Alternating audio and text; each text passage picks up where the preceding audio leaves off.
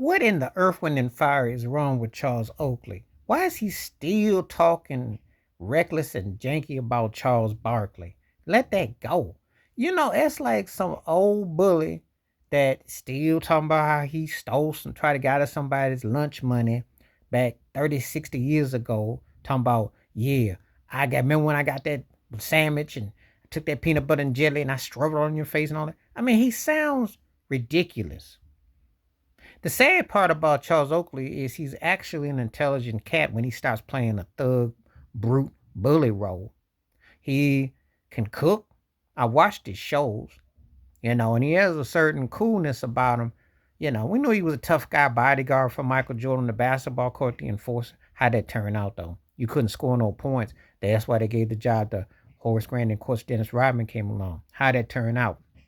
You always talking trash about Isaiah Thomas being all that, but Isaiah Thomas got rings. Isaiah Thomas actually thrived on the court. Okay.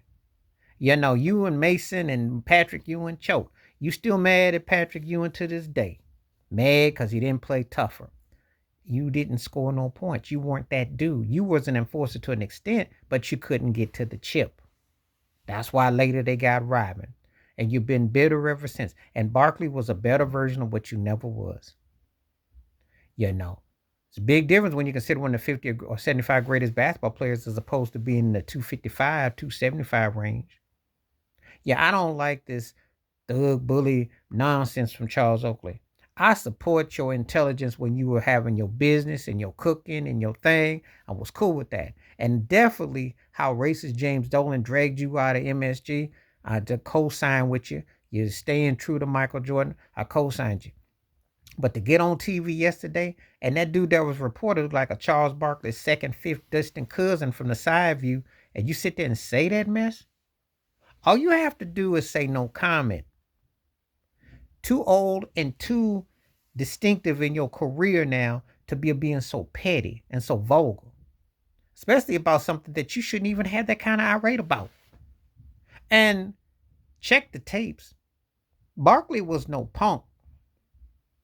He fought back. He went up against dudes.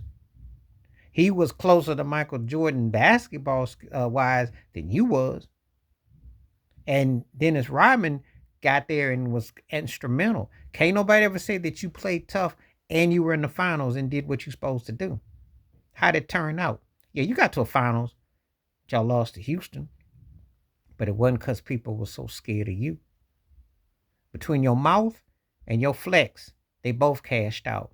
They both irrelevant now. And it's time somebody said, sit yourself down somewhere. You want to be the big bad bully? Think you Robert Conrad? You can't knock my Duracell off my shoulder? Somebody will step to you for this mess. And it's not like someone is slurping Charles Barkley, but it's so petty. I'm too old and too tired. Barkley and Jordan fell out because he told the truth about how Jordan owns and runs a team. And that's on Jordan. You can't take constructive criticism from your friends, then you ain't got no friends. Because people got to be real. But this mess that you doing out here in these streets, and I'm not even big on Barkley like that, but I don't want to hear that mess. You sound petty and pathetic. 40, 80 years later, and you still talking about, yeah, I'm going to clap him. And I'm like, do you know how ignorant that sounds? Black folk got enough beef and everything going on with each other as it is. Don't need two older cats who, unless you got YouTube, you ain't seen Oakley and Barkley play.